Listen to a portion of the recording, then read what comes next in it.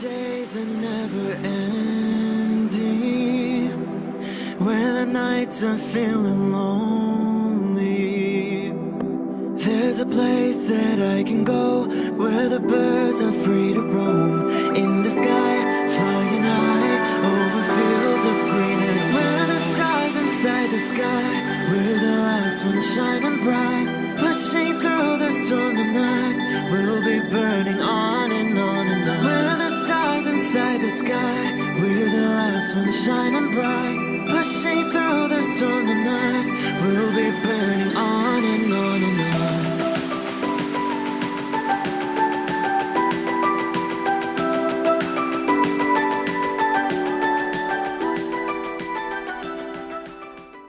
Hello Scorpio. This is Inspire 2016 with your weekly tarot reading for the week commencing the 5th of April until the 12th of April 2021.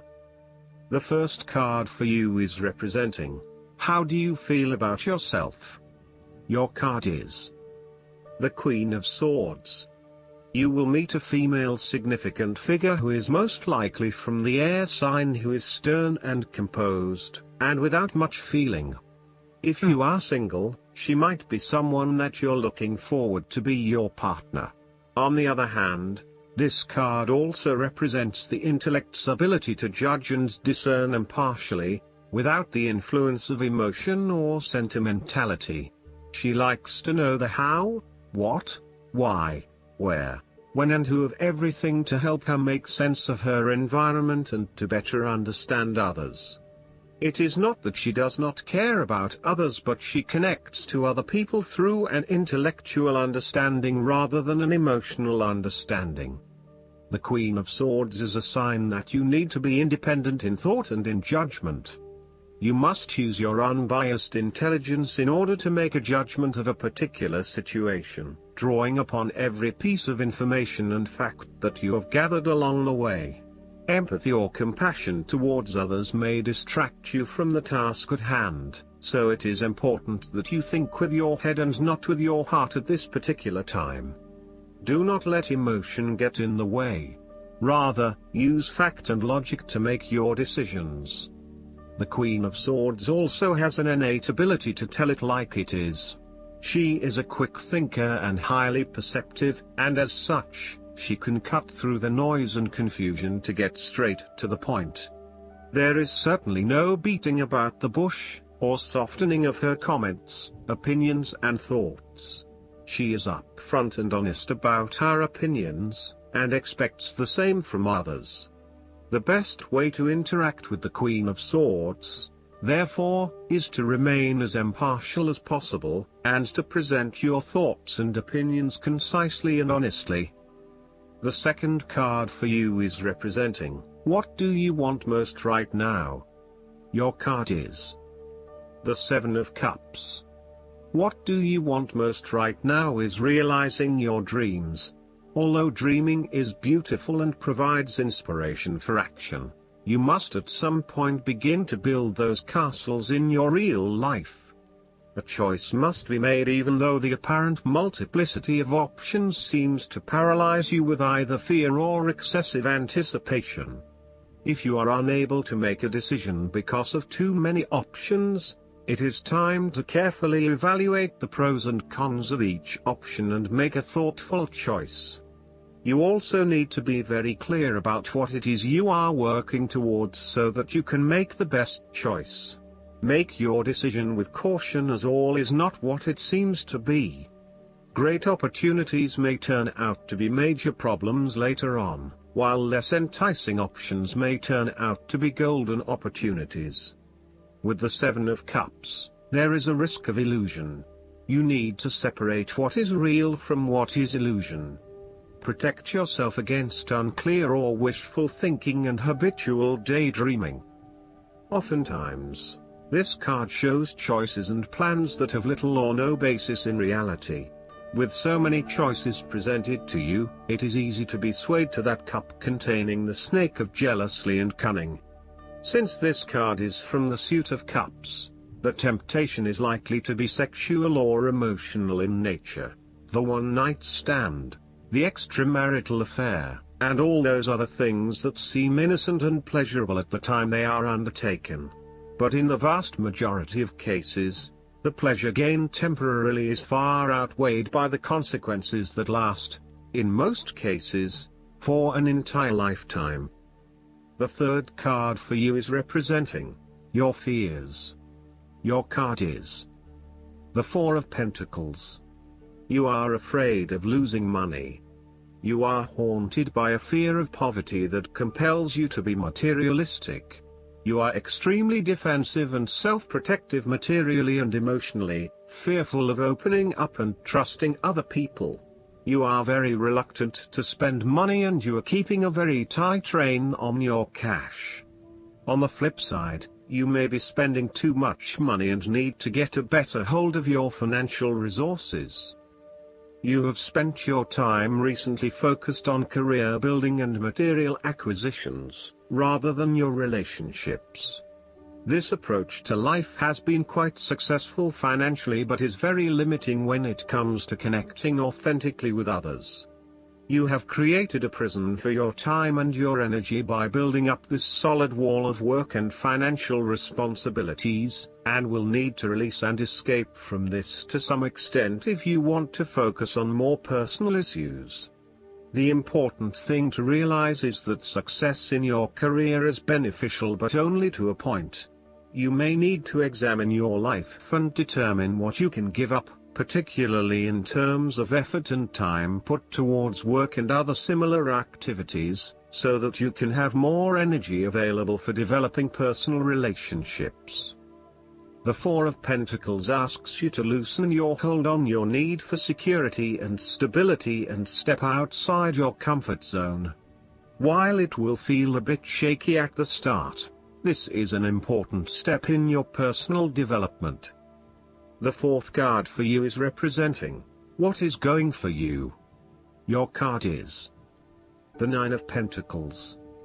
You have worked hard to get here, so now, sit back and relax and enjoy some of life's luxuries. You deserve it. Do not be afraid to splurge, indulge or pamper yourself, particularly if it is as a reward for all of your hard work. Treat yourself to a special occasion, to simply celebrate the journey you have been on to achieve your goals and to re-energize yourself for the next phase. You are close to reaching completion, so acknowledge this and then prepare for what will come after. Sometimes, however, the Nine of Pentacles can indicate that you are close to reaching your goal but you have not yet made it. So, as a result, you may want to stick to your program and continue sacrificing until you have reached that goal. You are showing great self-discipline and self-control to ensure you get to where you want to be. Whilst the Suit of Pentacles typically focuses on material wealth and gain, the Nine of Pentacles also suggests that you are in harmony with the nature that is around you. You have an appreciation for the beauty and abundance found in nature and you are able to harness this energy to bring pleasure into your life. You may enjoy gardening or floristery, or you may simply like to pass your time in the beauty of nature with picnics or walks in the park. The Nine of Pentacles can indicate a time of restraint, poise and grace. The figure in the card is very ladylike and refined. She lives a comfortable, luxurious lifestyle and is able to keep herself looking nice. This is a time when you need to carry yourself with grace and refinement, and to be tactful and diplomatic in your dealings with others. The fifth card for you is representing what is going against you.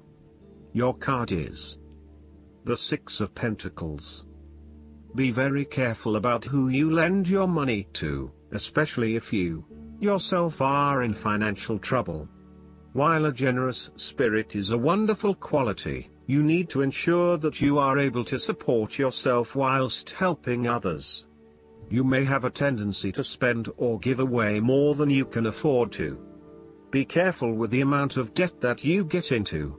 It is possible with the Six of Pentacles that you are getting in over your head, and it will soon come back to bite you in excessive interest rates or personal threats if you are unable to pay it back in time. Be wary, too, of get-rich-quick schemes that are more likely to leave you with a hole in your pocket than a pile of cash. The Six of Pentacles sometimes reflects the selfish side of charity. In some cases, people give to others not for the benefit of the other but for the benefit of themselves. Be careful that you are not trying to prove to others that you are generous because you can give to the poor or the needy. Aim to give selflessly rather than selfishly. In a relationship reading, the Six of Pentacles suggests that one partner is doing a lot of the taking but not a lot of the giving, thus creating an inequality in the relationship. You need to be careful that your generous spirit is not being taken advantage of and that you are not always the one making compromises for your partner's benefit. The last card for you is representing the likely outcome that you may have. Your card is the Six of Cups. You want to return to the happy memories of your past, whether as a child, teenager or adult. Oftentimes, though, these memories are indeed a thing of the past and reflect aspects of your life that have since vanished.